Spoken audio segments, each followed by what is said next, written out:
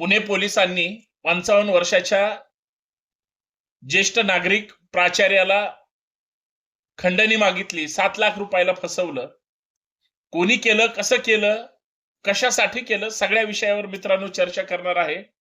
पुण्यातून मी संतोष शिंदे आपल्या सर्वांचं या महत्वाच्या चर्चेमध्ये मनपूर्वक हार्दिक स्वागत करतो. एक कायद्याचा विद्यार्थी म्हणून मला या केसकडे गांभीर्यानं पाहावं लागेल, परंतु ही केस काय आहे हे आपल्या समोर आणि आपल्या सोबत विशद करत असताना संतोष शिंदे ऑफिशियल आणि सगळ्यात महत्वाचं लॉ इन मराठी हे आपला हक्काचं युट्यूब चॅनल सबस्क्राईब करा. हा व्हिडिओ आवडला तर नक्कीच कमेंट करा, जास्तीत जास्त हा व्हिडिओ शेअर करा, कारण विषय गंभीर आहे आणि राज्यात काय कायदा सुव्यवस्थेचे धिंडवडे काढले जात आहेत, रक्षकच कसे भक्षक झाले आणि सगळ्यात महत्वाचं जे तुमचं संरक्षण करणार आहेत, जे तुम्हाला मदत करणार आहेत, हेच तुमची पिळवणूक, छळ किंवा आर्थिक लूट करतायत का, हे सुद्धा जागृत नागरिक म्हणून तुम्ही पाहणं गरजेचं आहे. म्हणून या प्रकरणाकडे आपण गांभीर्यानं पाहूया. गंभीर घटना आहे, परंतु अभ्यास म्हणून किंवा एक माहिती म्हणून तुम्ही हा व्हिडिओ शेवटपर्यंत पहा. एका नामांकित महाविद्यालयामध्ये एक प्राचार्य ज्यांचं 55 वय आहे, मुलीच्या कागदपत्रासंदर्भात त्यांना विचारणा करण्यात आली. कारण मुलींचे किंवा त्या विद्यार्थिनीचे काही कारणाने या प्राचार्याने कागदपत्र स्वतःकडे ठेवले. स्वतःकडे ठेवले असताना त्यांना माहिती आहे की कागदपत्र आपल्याकडे आहेत, परंतु पोलीस अजय बडे, सोनाली हिंगे जी दामिनी पथकामध्ये काम करतात, त्या बडे नावाच्या पोलिसांनी किंवा त्यांच्या ह्या दोघांच्या टोळीने प्राचार्याच्या थेट घरी गेले. त्यांना सांगितलं तुमच्या विरोधात तक्रार आहे, प्रकरण गंभीर आहे, मुलगी अल्पवयीन आहे. आणि प्राचार्यच काय, साधा शिक्षक असू द्या किंवा कुठलाही सर्वसामान्य माणूस, ज्यावेळेस पोलीस तुमच्या दारात असतात किंवा तुम्हाला पोलीस विचारतात, त्यावेळेस तुम्हाला घाबरायला होतं. आणि मी एक कायद्याचा विद्यार्थी, खाकी वर्दीचा धाक समोरच्या माणसाला दाखवून किती छळ केला जातो, लूट केली जाते, हे महाराष्ट्रात प्रकरणं घडतातच, देशात सुद्धा घडलीत. या पोलिसांनी सुद्धा तसंच केलं. त्या महिला कर्मचाऱ्यांनी सांगितलं, सोनाली हिंगे त्यांचं नाव, ज्या दामिनी पथकात आहेत. प्रत्येक पोलीस स्टेशन मध्ये एक दामिनी पथक आहे, जे काही महिला घाबरतात, महिलांना संरक्षण द्यायचं असेल, काही मुलींना शाळेच्या किंवा इतर कुठं क्लासेसच्या आवारात त्रास दिला जातो टपोरी मुलांकडं, हे दामिनी पथक तक्रार केल्यानंतर डायरेक्ट तिथं जातं आणि जो कोणी आरोपी असेल किंवा चुकीचे काही कृत्य करत असेल त्यांना धडा शिकवणे, महिलांना संरक्षण देणे किंवा त्यांचं काउन्सिलिंग करणे, त्यांच्या पाठीशी खंबीर उभं राहणे, हे दामिनी पथकाचं काम आहे. कारण आज समाजात फिरत असताना काही कामानिमित्त, शाळेला, क्लासेसला, कुठल्याही कामासाठी काही महिला मुली ह्या घाबरतात. दामिनी पथक हे त्यांचं एक सुरक्षा कवच म्हणून काम करतं. त्याच दामिनी पथकातल्या या पुणे पोलिसात कार्यरत असणाऱ्या सोनाली हिंगे, ज्या रील स्टार म्हणून सुद्धा प्रसिद्ध आहेत, स्टायलिश वागणं, राहणं वगैरे हे सगळं इतरांना शहाणपण शिकवणं, त्या प्राचार्य असणाऱ्या 55 वर्षाच्या वयोवृद्ध माणसाला, ती अल्पवयीन मुलगी आहे, तुम्ही तिचे कागदपत्र त्या ठिकाणी तुमच्याकडे ठेवले आणि असंख्य इतर गोष्टी ज्या त्यांना भीती घालता येईल, तुमची आबरू जाईल, तुमच्यामुळे त्या संस्थेची आबरू जाईल आणि हे प्रकरण जर मिटवायचं असेल तुम्हाला सेटलमेंट करावी लागेल. पैसे उकळण्याचा कार्यक्रम केला अजय बडे, तायडे आणि सोनाली हिंगे या लोकांनी. आता झालं काय, मुलीची तक्रार आहे म्हणल्यानंतर प्राचार्य घाबरणार. पैसे देत देत त्यांनी 7 लाख रुपयाला त्या प्राचार्याला गंडा घातला, अर्थात चुना लावला. म्हणजे पोलिसांनी सर्वसामान्याच्या खिशावर दरोडा टाकला हा सुद्धा शब्द इथं बसू शकतो.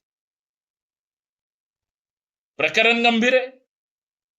प्रकरण इतकं वेदनादायी आहे की इथं ज्येष्ठ नागरिक सुद्धा सुरक्षित नाहीत. या सगळ्या प्रकरणाची अस्वस्थ त्या ठिकाणी झाल्यानंतर आपल्याकडून पैसे उकळले गेल्यानंतर प्राचार्याच्या लक्षात आलं आणि त्यांनी तक्रार केली. या सगळ्या पोलिसांची चौकशी झाली, त्याच्यात हे दोषी आढळले. कारण बरेच पैसे हे ऑनलाईन सुद्धा दिले गेलेले होते. अजून काही प्रकरण असतील.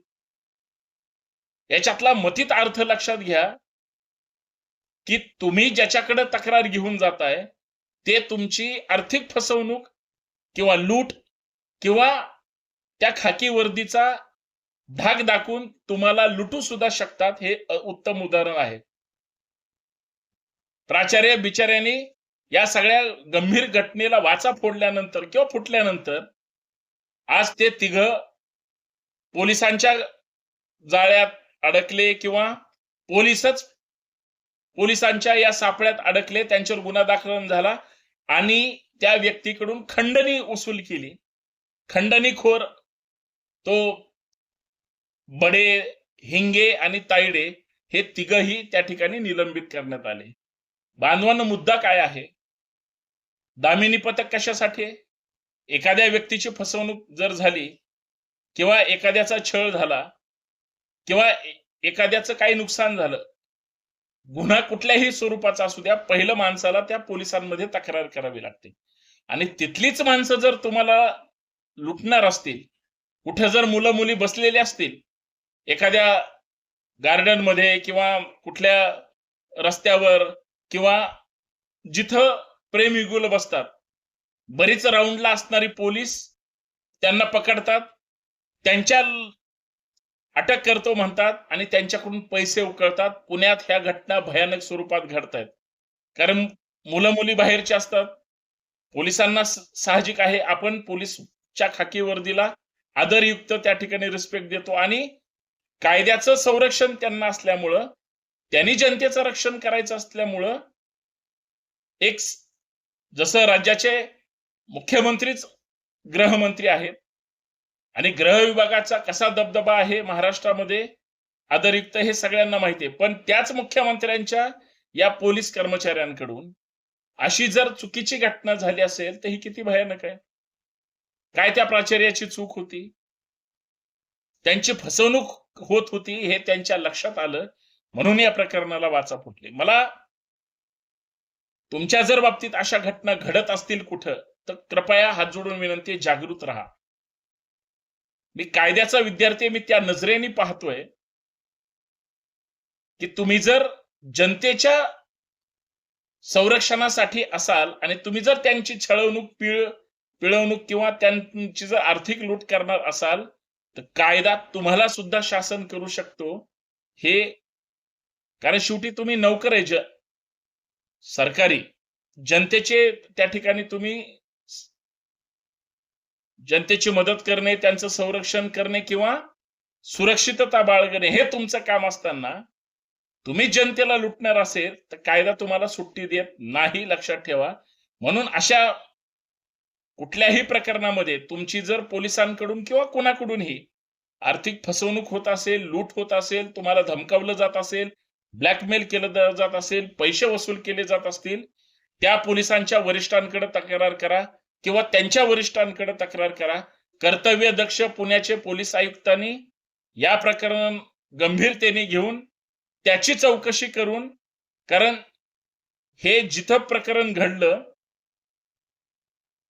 पोलीस आयुक्तांनी या सगळ्या प्रकरणाची माहिती घेतली, चौकशी केली, चौकशी अंती यांनी पैसे घेतलेत, यांनी त्या ज्येष्ठ नागरिकाला त्रास दिला, हे सगळं